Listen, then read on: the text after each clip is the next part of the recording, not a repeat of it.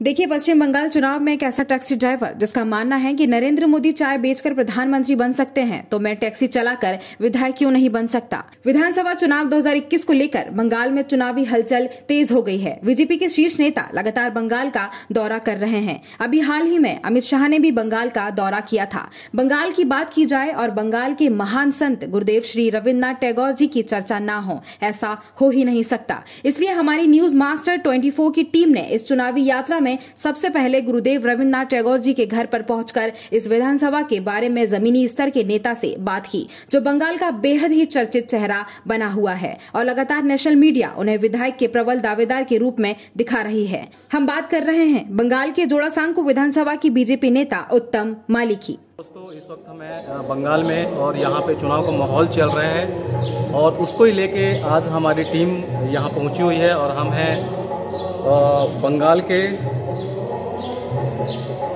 जोड़ासांको विधानसभा में। और ये जो जगह आप देख रहे हैं, ये जगह बंगाल के संत श्री रविन्द्रनाथ टैगोर जी की जन्मस्थली है। ये उनका घर है जहां हम अभी खड़े हैं और यहाँ बंगाल में किस तरह से चुनाव का माहौल चल। माली जी हैं और इस विधानसभा टैगोर जी की जन्मस्थली, उनका घर यहाँ पे है। तो बात करते हैं जी, किस तरह से आप लोग जैसे यहाँ पे तैयारियां चल रही हैं बीजेपी की, किस तरह से तैयारी चल रही है? जैसा कि पश्चिम बंगाल के अंदर में भारतीय जनता पार्टी का परचम लहराने जा रहा है और भारतीय जनता पार्टी के सभी कार्यकर्ताएं और यहाँ पे नेतागण लोग मिल करके जिस प्रकार से मेहनत कर रहे, प्रयास कर रहे हैं ममता सरकार, दुर्नीति सरकार को लड़ने के लिए। जैसा कि आप सभी को मालूम है कि पश्चिम बंगाल के अंदर में पूरे भारतवर्ष में एकमात्र पश्चिम बंगाल ही ऐसा राज्य है जहां पर लोकतंत्र की सबसे ज्यादा हत्या की जा रही है। आप देख रहे होंगे कि लोकतंत्र के अंदर में हर किसी को अपनी मुद्दा, अपनी आवाजें उठाने की अधिकार है, पर ये एक ऐसा राज्य बन चुका है हमारा पश्चिम बंगाल, जहाँ स्वयं रविन्द्रनाथ टैगोर जी ने जन्म लिए थे और भी बहुत सारे ऐसे कई दिग्गजों ने जन्म लिया था। मैं उनका गुणगान नहीं बता पाऊंगा क्योंकि मैं उस लायक नहीं हूं कि मैं उनके बारे में कुछ बता सकूं, पर इतना मैं जरूर कहना चाहता हूं कि लोकतंत्र की पश्चिम बंगाल में जिस प्रकार से हत्या की जा रही है, इसके लिए सबसे पहले पश्चिम बंगाल 2021 के अंदर में भारतीय जनता पार्टी माननीय श्री नरेंद्र मोदी जी के नेतृत्व में भारतीय जनता पार्टी का सरकार आने जा रही है और भारतीय जनता पार्टी का कार्यकर्ताओं के ऊपर में जो उत्साह बढ़ा हुआ है, इसे देख करके बहुत खुशी हो रहा है और अपना सरकार आएगा, ये लक्ष्य हम लोगों को दिख रहा है। हमारा इस विधानसभा में आने का एक मुख्य उद्देश्य ये भी था कि जो देश के प्रधानमंत्री हैं नरेंद्र मोदी जी, वो उनका वो था कि वो उन्होंने चाय बेच के और राजनीति में वो आए एक छोटा काम करके।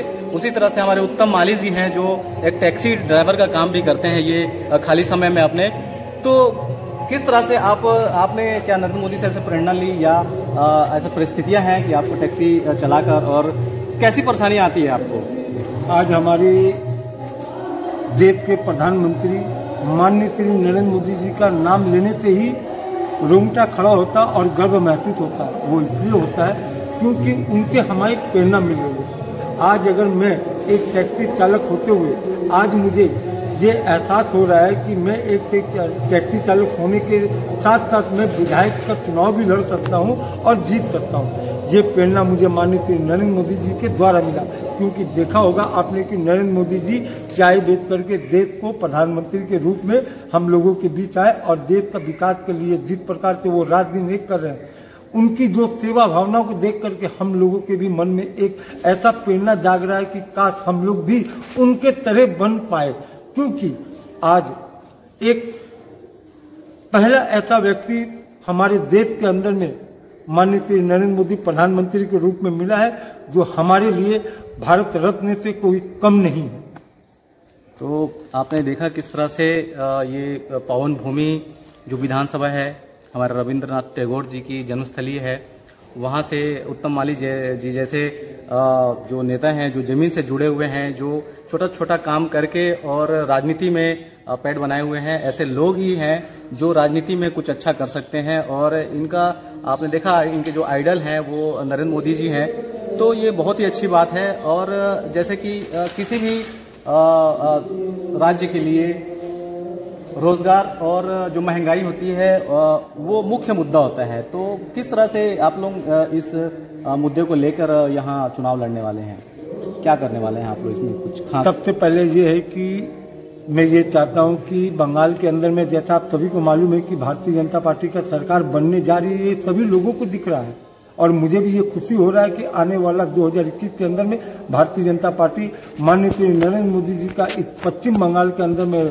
सरकार आने जा रही है। और रह गई बेरोजगारी को लेकर के, तो जिस तरीका के बेरोजगार को लेकर के जिस तरीका के यहाँ पे हत्या किया गया है, आज आप देख रहे होंगे कि पश्चिम बंगाल के अंदर में अच्छे अच्छे पढ़े लिखे लड़के पढ़ने के बाद भी, शिक्षा प्राप्त करने के बाद भी आज पश्चिम बंगाल के अंदर में उन्हें कोई भी नौकरी की व्यवस्था नहीं दी जा रही है। बेरोजगारी इस प्रकार से कदर बढ़ी हुई है कि आपको एक ठेला वाला, एक भेल वाला भी अगर वो मेहनत करके खट के खा रहा है तो उसे भी पुलिस प्रशासन के माध्यम से उसे चालान काटा जाता है, उससे पैसा लिया जाता है, उसे शोषण किया जाता है। आज यहाँ पे बंगाल सरकार ऐसी की हालत में आ चुकी है कि यहाँ पर खट करके कोई अपना संसार को चला भी नहीं पाता।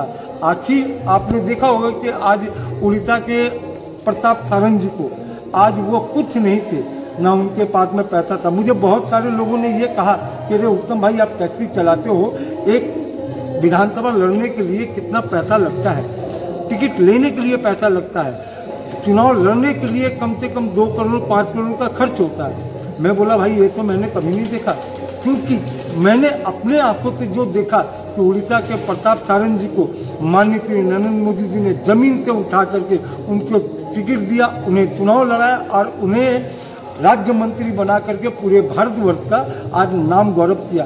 तो आज उनके पास में कहा था, उनके पास तो खाने का भी पैसा नहीं था। तो हमारा भारतीय जनता पार्टी वो जनता की पार्टी है। पहले हमारे भारतीय जनता पार्टी जो होता है, पहले जनता होता है, फिर भारत होता है, फिर जनता होता है, उसके बाद पार्टी होती है। तो हमारे देश जो भारतीय जनता पार्टी का है वो लोगों के सबको एक नज़र से देखा जाता और एक साथ ले करके चलते हैं, क्योंकि यहाँ पे सबका साथ सबका विकास का ही बात किया जाता है। तो आपने देखा, हमने उत्तम माली जी से बात की, उत्तम माली जी ने सारे हमारे सवालों को जवाब दिया। फिलहाल बंगाल में चुनाव है, देखते हैं राजनीतिक जो ऊँट है वो किस करवट बैठेगी। आपसे फिर मुलाकात होगी। नमस्कार।